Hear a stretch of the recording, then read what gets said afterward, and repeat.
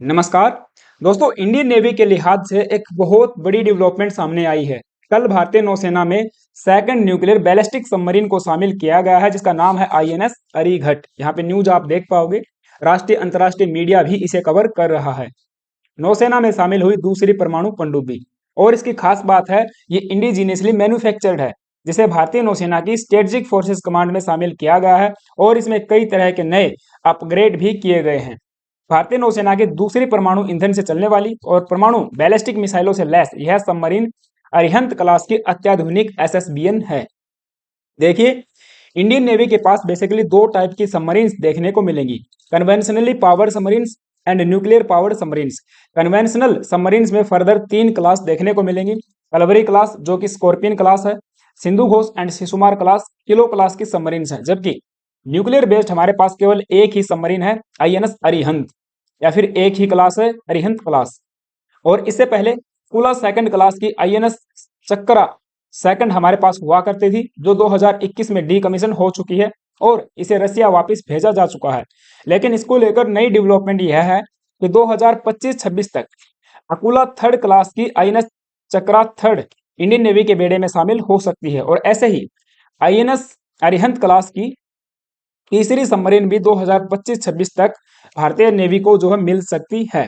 और अभी सेकंड वाली जो न्यूक्लियर बैलिस्टिक सबमरीन है, ये इंडियन नेवी के बेड़े में शामिल हुई है।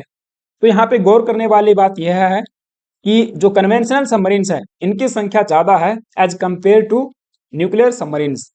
कलवरी क्लास में हमको 6 सबमरीन्स देखने को मिलेंगी, 5 कमीशन हो चुकी हैं और एक आईएनएस वागसीर कमीशन होने वाली है 2024 के अंत तक।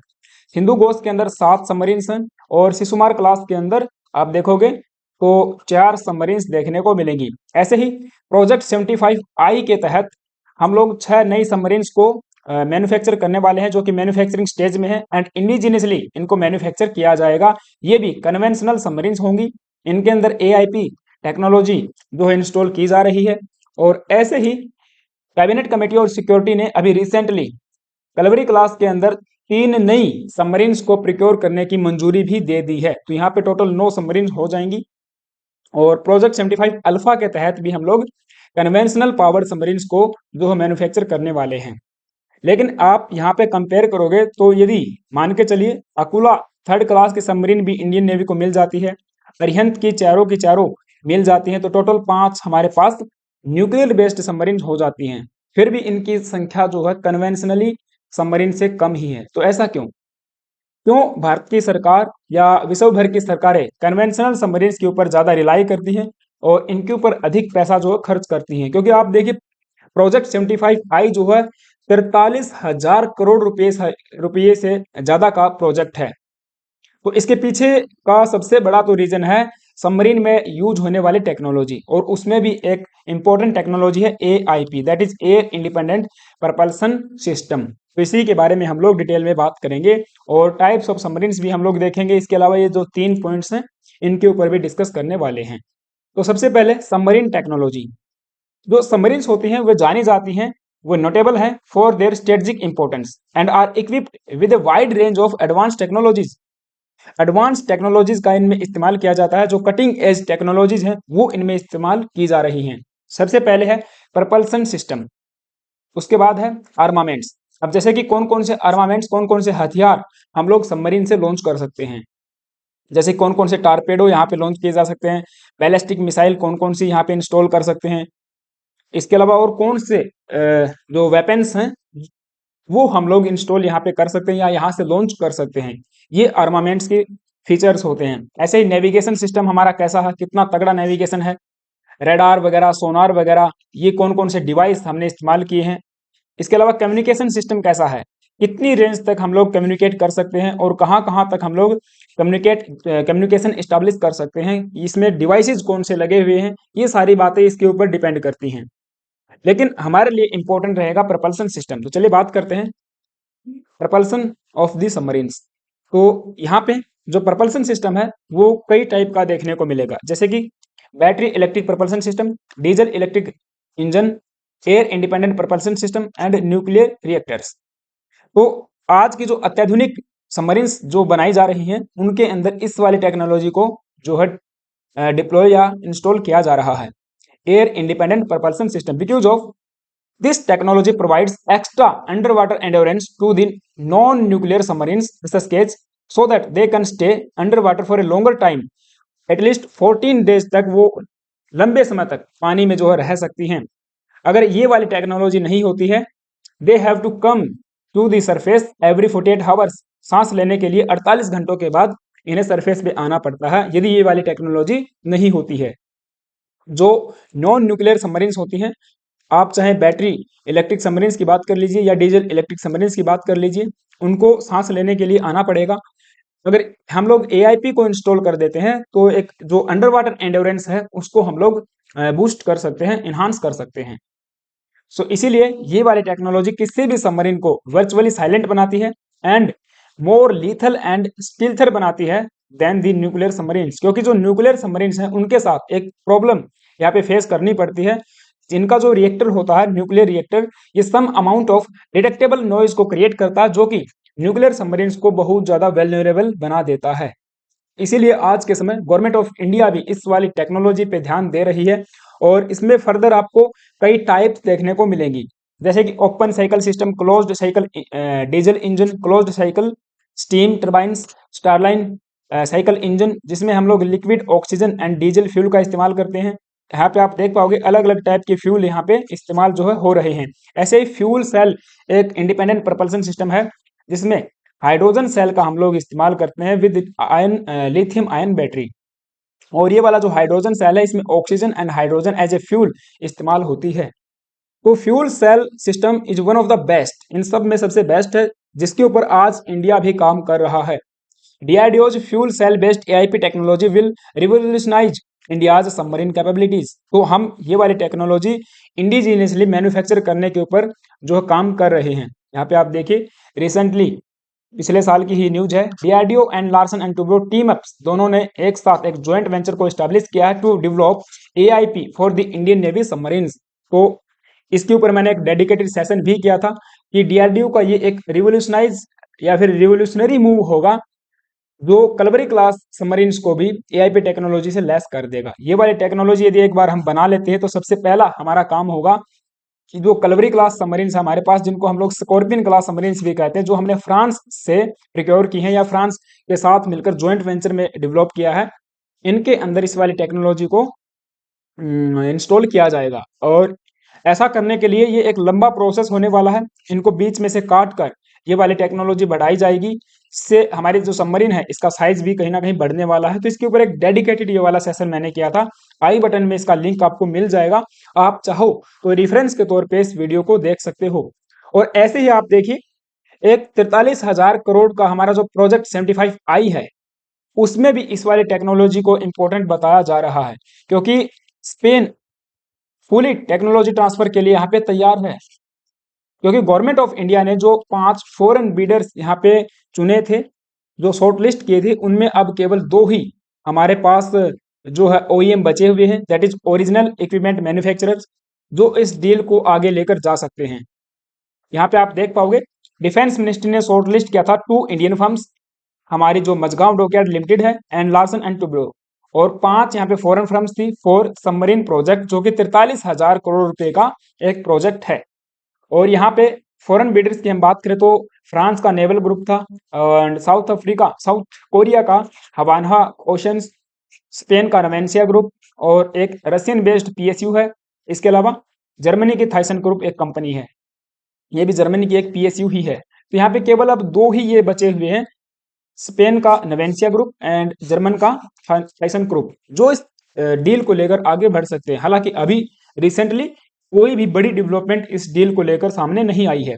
तो यहाँ पे आप देख पाओगे पीछे 2024 की ही न्यूज है, फरवरी महीने की, स्पेन यहाँ पे रेडी है for fully technology transfer and lowest price for Indian navy's $5 billion submarine deal. तो यहाँ पे स्पेन बहुत ज्यादा विलिंग है कि हम लोग यहाँ पे फुली टेक्नोलॉजी को भी ट्रांसफर करेंगे एंड इसके अलावा लोवेस्ट प्राइस में इस डील को हम लोग लेने वाले हैं। Spain is willing to go for complete transfer of air independent propulsion technology.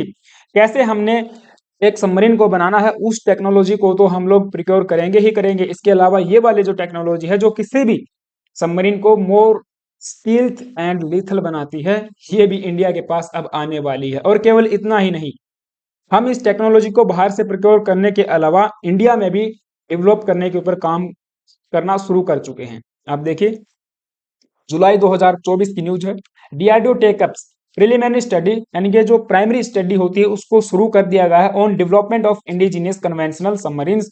तो कन्वेंशनल सबमरीन्स बनाने के लिए सबसे पहले एआईपी टेक्नोलॉजी पे काम जो है किया जाएगा, और इसके लिए जो भूमि पूजन है वो भी रिसेंटली किया गया था। भूमि पूजन ceremony makes a milestone for AIP integration and testing faculty of the Larsen and Toubro. तो लार्सन एंड टुब्रो के जो फैकल्टी है वहां पे भूमि पूजन किया गया था। तो रिसेंटली बताया गया है कि 2025 तक इस वाली टेक्नोलॉजी को हम लोग जो है बनाकर तैयार कर लेंगे, और जैसे ही ये वाली टेक्नोलॉजी इंडिया के पास आ जाएगी इंडिजिनियस, तो सबसे पहले हम लोग कलवरी क्लास को यहाँ पे अपग्रेड करने वाले हैं। तो कलवरी क्लास में जैसे मैंने बताया 6 प्रकार की सबमरीन्स हमको देखने को मिलेंगी, आईएनएस कलवरी, आईएनएस करंज, वेला, वागीर, वागसीर एंड खंडेरी। तो इन पांचों को जो कमीशन हो चुकी हैं, सबसे पहले इनको अपग्रेड किया जाएगा, और जो 2024 के अंत तक हमको मिलने वाली है आईएनएस वागसीर, उसमें भी इस वाली टेक्नोलॉजी को अपग्रेड किया ही जाएगा। तो आप सोच सकते हो ये वाली जो टेक्नोलॉजी है हमारे लिए कितनी ज्यादा इंपॉर्टेंट है। नाउ अगर आप देखोगे तो कन्वेंशनल सबमरीन्स और न्यूक्लियर सबमरीन्स में इतना ज्यादा डिफरेंस क्यों है, तो उसको भी जानेंगे, इसके टाइप्स को हम लोग समझेंगे। लेकिन उससे पहले आप सभी से छोटी सी रिक्वेस्ट है, यदि आप चैनल पे नए आए हो तो प्लीज गाइज एक सब्सक्राइब करके जाना एंड बेल आइकन जो है प्रेस करके जाना है। Now based on the this propulsion technology हमको दो प्रकार के सबमरीन्स देखने को मिलती हैं, diesel powered conventional attack submarines जिनको हम लोग एसएसकेज कहते हैं शॉर्ट फॉर्म में, और दूसरा है न्यूक्लियर पावर्ड सबमरीन्स जिनको हम लोग एसएसएन या एसएसबीएन कहते हैं। अभी रिसेंट जो हमारे पास आई है वो एसएसबीएन क्लास की सबमरीन है। तो देखिए यहाँ पे डिफरेंस ये है, जो एसएस है वो स्टैंड करता है for diesel electric attack submarines, यहाँ की यानी कि जो एसएस है ये इंडिकेट करता है that the vessel was a submarine and the K suffix signified that it was a hunter killer, यानी कि एक साइलेंट किलर के तौर पे इसको लिया जाता है।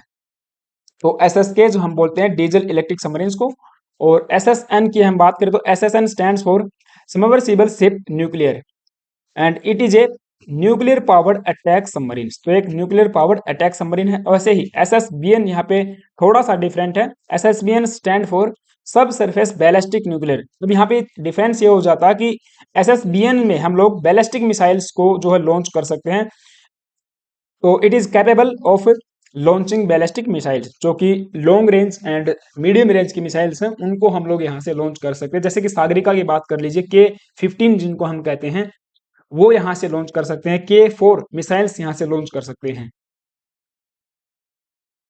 ऑलराइट, तो आज के समय इंडियन नेवी के पास एसएसकेज भी हैं एंड एसएसबीएन है, लेकिन एसएसएन इंडियन नेवी के पास एक भी नहीं है, क्योंकि मैंने बताया जो अकुला क्लास की सबमरीन थी वो 2021 में डीकमीशन हो चुकी है।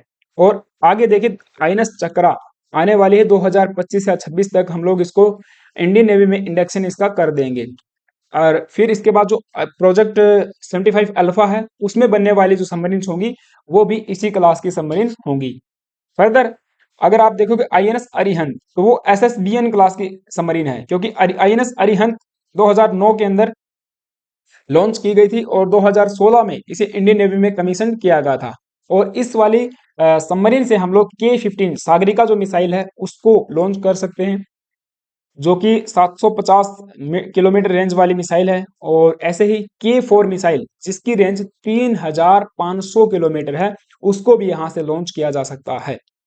और ऐसे ही ये वाली आईएनएस अरिघट है, आप समझिए कि आईएनएस अरिहंत का अपग्रेडेड वर्जन है आईएनएस अरिघट, जिसको हम लोग S3 कोड नेम से जानेंगे। एंड ये इंडिया की सेकंड एसएसबीएन रहेगी, और इसको अब इंडियन नेवी में जो है कमीशन हमने कर दिया है कल की डेट में। और यहाँ से भी आप देखिए इसके जो फीचर्स हैं वो बहुत बहुत बढ़िया हैं, नए नए अपग्रेड इसके अंदर दिए गए हैं, क्योंकि K-15 जो सबमरीन लॉन्च बैलिस्टिक मिसाइल्स हैं वो इसमें तैनात की गई हैं। इसके अलावा K-4 मिसाइलें भी यहाँ से लॉन्च कर सकते हैं जिनकी रेंज मैंने बताया 3500 किलोमीटर है। और यहाँ से टारपेडोज को भी हम लोग लॉन्च कर सकते हैं। 21 इंच की 6 टारपेडो इसके अंदर लगाई गई हैं एंड इसके अलावा कई टारपेडो ट्यूब्स हैं जो कि टारपेडो मिसाइल्स या समुद्री बारूद सुरंग बिछाने का भी काम करेंगी। तो बहुत बहुत ज़्यादा एडवांस टेक्नोलॉजी के साथ इस सबमरीन को बनाया गया है और इसे विशाखापट्टनम स्थित शिप बिल्डिंग सेंटर में बनाया गया है। इसका डिस्प्लेसमेंट वेट 6000 टन का है। आईएनएस अरिहंत का भी इतना ही है और इसकी जो लंबाई है वो करीब 113 मीटर है। बीम 11 मीटर रहेगा, ड्राफ्ट 9.5 मीटर है और पानी के अंदर 980 से 1400 फीट की गहराई तक जा सकते हैं, यानी कि इतना प्रेशर ये वाली सबमरीन यहाँ पे झेल सकती है। यानी खाने की सप्लाई और मेंटेनेंस रहे तो असीमित समय तक समंदर के अंदर रह सकती है। और इस पनडुब्बी में के अंदर न्यूक्लियर रिएक्टर लगा हुआ है जो कि परमाणु ईंधन से इस पनडुब्बी को सतह पर 28 किलोमीटर प्रति घंटा की रफ्तार से जो है स्पीड दे सकता है और पानी के अंदर आप देखोगे तो 44 किलोमीटर प्रति घंटा की स्पीड यह प्रदान करने वाला है। पाकिस्तान और चीन दोनों के लिए बहुत बहुत ज्यादा खतरा इस सबमरीन से होने वाला है। हालांकि एक सत्य यह भी है कि इंडियन नेवी के पास जितने सबमरीन होने चाहिए आज के समय उतनी हमारे पास नहीं है। केवल 19 सबमरीन हमारे पास में हैं और इनमें से 16 अभी केवल ऑपरेशनल हैं। तो आप देखिए जो SSBN है वो हमारे पास केवल यहाँ पे आप देखोगे तो 2 मिसाइल हो चुकी हैं, 2 सबमरीन हो चुकी हैं। और SSKज की बात करें तो ये भी हमारे पास 16 हैं, प्लस में 3 आप कह सकते हो। और बाकी दूसरी मिसाइल सबमरीन हमारे पास नहीं है। जबकि आप देखिए जो चाइना की नेवी है उसके पास में 79 सबमरीन्स बताई जाती हैं। अगर हम लोग इस चीज़ को गूगल करते हैं तो बताया जाता है कि 79 सबमरीन्स हैं और कई जगह पे 80 सबमरीन्स भी यहाँ पे बताई जा रही हैं। फिर भी इंडियन नेवी के से अगर कंपैरिजन करें तो बहुत ज़्यादा सबमरीन्स चाइनीज नेवी के पास में है। तो एक बहुत बड़ा थ्रेट वो हमारे लिए है क्योंकि हमें देखिए न केवल इंडियन ओशन को यहाँ पे सिक्योर करना है जिसमें Arabian sea, bay of Bengal आता है, हमको पूरे इंडो पैसिफिक पे नज़र भी रखनी है। चाइना की जो प्रेजेंस है, जो एग्रेशन इस रीजन में बढ़ रहा है, वो अगर हमें काउंटर करना है तो एटलीस्ट चाइना के बराबर नहीं तो चाइना के से आधी सबमरीन हमारे पास होनी चाहिए। ठीक है, तो पूरे इस रीजन को, इंडो पैसिफिक रीजन को सिक्योर करने के लिए, चाइना के बढ़ते हुए एग्रेशन को काउंटर करने के लिए, चाइना का जो थ्रेट है उसको काउंटर करने के लिए हमें हमारी नेवी की कैपेबिलिटीज को बढ़ाना पड़ेगा। खैर इसकी दिशा में भारत की सरकार अच्छा काम कर रही है। हमने देखा है कि जो सबमरीन्स की डील कई दिनों से रुकी हुई थी वो अभी धीरे धीरे प्रोसेस में है और बड़ी बड़ी डेवलपमेंट्स यहाँ पे हो रही हैं। ठीक है, तो ये पूरी एक न्यूज़ थी जो कि हमने डिस्कस की है। आई होप कि आपको चीज़ें समझ में आई होंगी कि आईएनएस अरिघट क्या है और कौन कौन सी टेक्नोलॉजी इसमें इस्तेमाल की गई है और एआईपी टेक्नोलॉजी का इतना इम्पोर्टेंस क्यों है। ठीक है, तो अगर ऐसा है, अगर आपको सारी बातें समझ में आई हैं तो एक वीडियो को लाइक करके जाना और हाँ, चैनल पे यदि आप नए आए हो तो प्लीज़ गाइस एक सब्सक्राइब करके जाना। Thank you, have a nice day.